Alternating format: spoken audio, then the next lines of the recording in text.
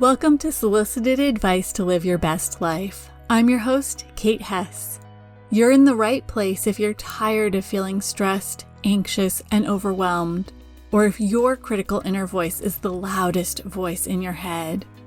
Join me each week for actionable, healthful, and healing habits based in mental and emotional hygiene practices to help you turn your self-criticism into self-love.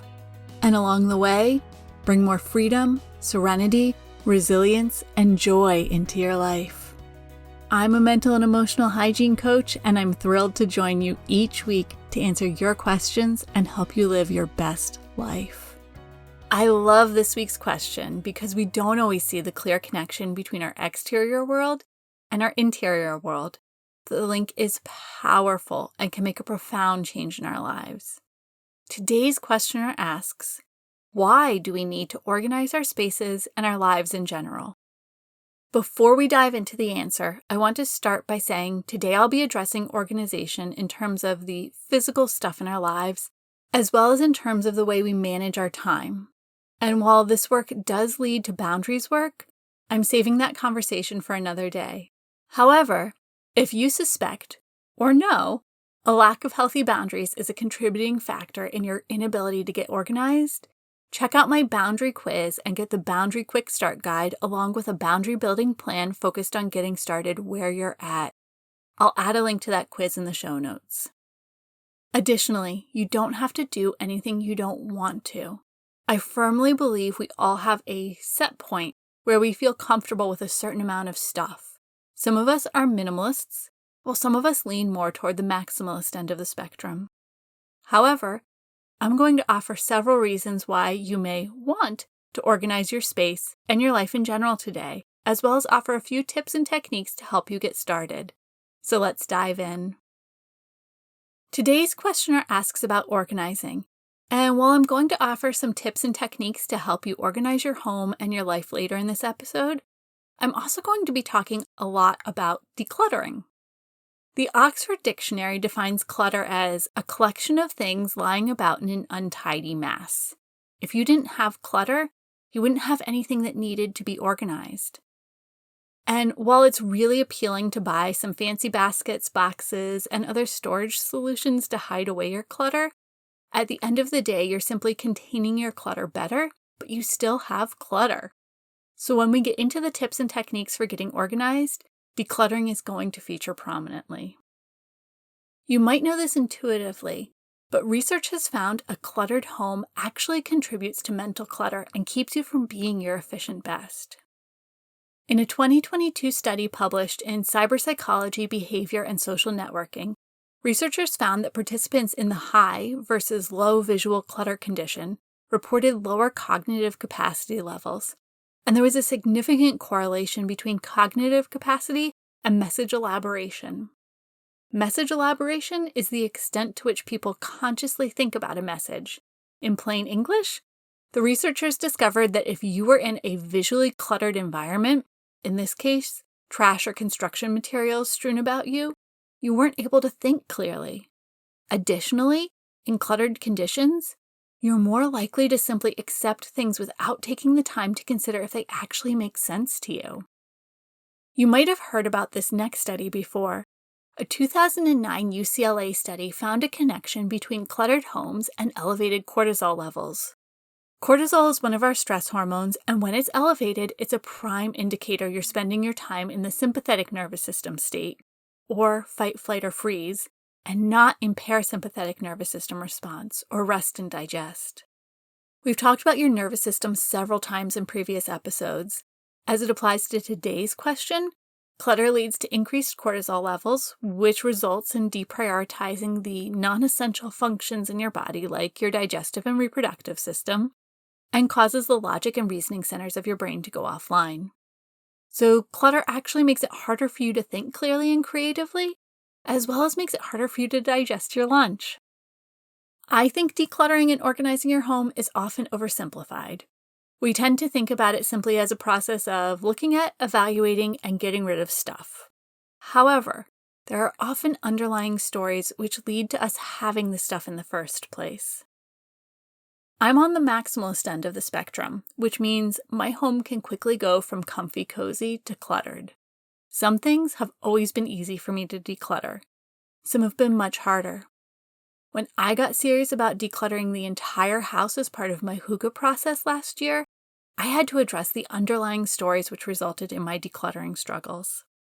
As I examined the categories I had trouble letting go of items in, I unearthed a host of stories and beliefs it was time for me to release. There were stories about lack and scarcity, and I had to recognize and release versions of myself which were not part of my reality. At one point, I imagined I'd host dinner parties. I pictured myself getting dressed up, serving meals on beautiful china. But the truth is, I'm not a dinner party kind of person. I'm an introvert, and at this point in my life, I have the bandwidth to meal prep once a week, not cook elaborate dinners each night. Releasing that version of myself allowed me to release the things that belong to that reality, but not my daily lived life. Take a moment and think about the stories behind your clutter. When you struggle to let go of something, what is the justification you offer yourself? Maybe they're stories about scarcity, stories fueled by the sunk cost fallacy, or perhaps you've been storing things for an alternative version of yourself. Whatever the stories are behind your clutter, take some time to consider if they're really true or if they're based in fear. And then consider if you can release these stories. If you're not sure where to start, this is the kind of thing a coach can be incredibly helpful with. If you're interested in learning more, schedule a discovery session with me today. I'll add a link to my calendar in the show notes. I once worked for someone who fairly regularly would double or triple book himself.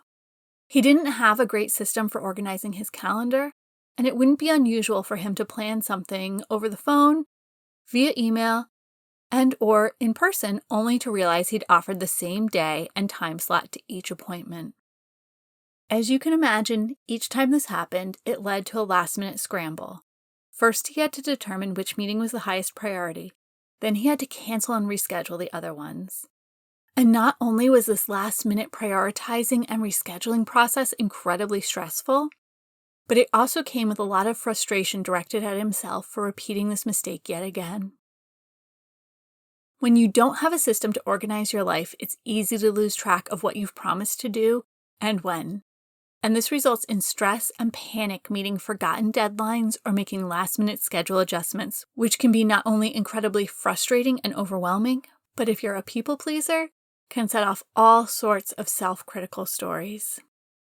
We'll dive into how to organize your life later in this episode, but before we get there, let's talk about another way disorganization in your life can take up more of your time. When you declutter and get organized, you reduce the amount of time you spend maintaining your world. And that means you've reclaimed time to spend on things that you actually want or need to be doing. If you're at home, look around the room you're in right now. If you're not, try this exercise when you get home. Take a mental inventory of how long it will take you to clean the room. Let's be really basic. Just picture dusting all the surfaces and vacuuming and or mopping the floor. Now imagine if you took 25 to 50% of the things out of the room. How long would it take to clean it now? Again, I'm more of a maximalist, and I love to have my favorite things on display. I can promise it's a lot easier to dust an empty table than one with dozens of items on it. Keeping as many surfaces as I can clear means I spend less time cleaning, which means I clean more thoroughly, and because it feels easier, I actually clean more often. And this results in a faster and easier cleaning process as I'm not dealing with weeks of accumulation on every surface. In the end, not only do I reclaim time, but I also live in a cleaner environment, which is great for my health. Less dust means less allergens coating your surface and cleaner air. I'm going to share a behind the scenes of a life in progress with you right now. The closet in my office is filled with all of my craft supplies. I've done a first pass on decluttering, but I've got a long way to go. Even though it's relatively organized, things are stored on shelves, in cupboards, in bags, boxes, and bins, It's one of those hide away the clutter types of organization. I had put my sock knitting supplies away a few months ago and decided recently I wanted to cast on a pair for summer knitting. I searched that closet for about 15 minutes before I finally found most of what I was looking for. Were it fully decluttered and organized, I would have easily been able to locate what I was looking for. Instead, I had to sort through stacks of boxes and bins, a dozen bags, and then finally I found what I was looking for in one of the cupboards.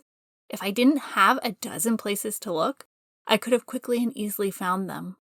Less frustration and stress, more time spent actually doing what I wanted to do, knitting socks. Hopefully by now you're on board with me that decluttering is a key tool to getting organized. There are as many ways to declutter as there are people, but today I want to share one of my favorite techniques to get started decluttering. I discovered this technique many years ago, and it's one I turn to every time a room feels like it's getting a little out of control. The biggest benefit of this technique is it doesn't require you to pull everything out and pile it up in the middle of the room. In my experience, that's a great way to get overwhelmed and shove it all back where it came from. To get started, pick a room you want to declutter. Remember those stories we talked about earlier in the episode? Try to pick a room that isn't filled with things that trigger your stories. For example, in my story about the dinner party version of myself holding on to fancy clothes and china, I might want to start with the guest bedroom instead of either the kitchen or my closet.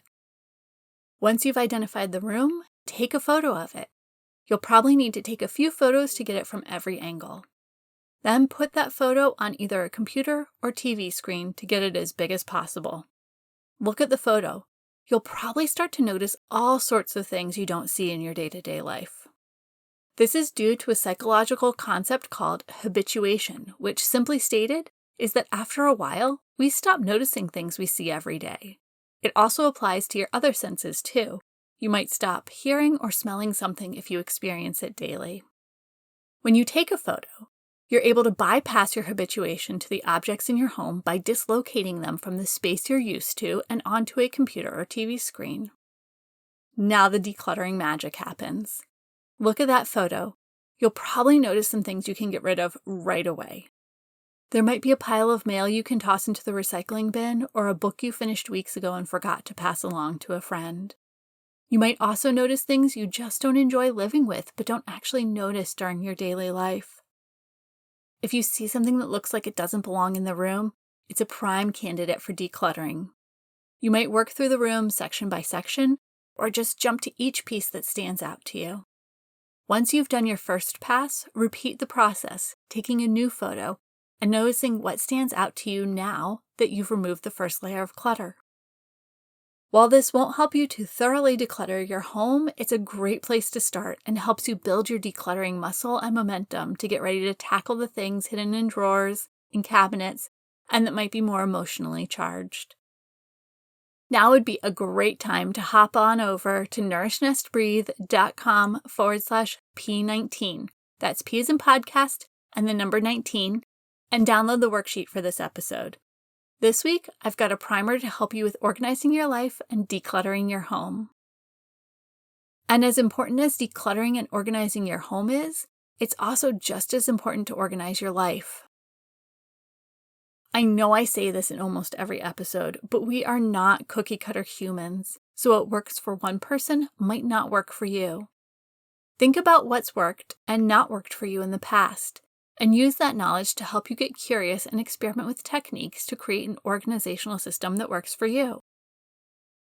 Some people love paper planners. You can buy systems already made, download printables, and/or create a system of your own.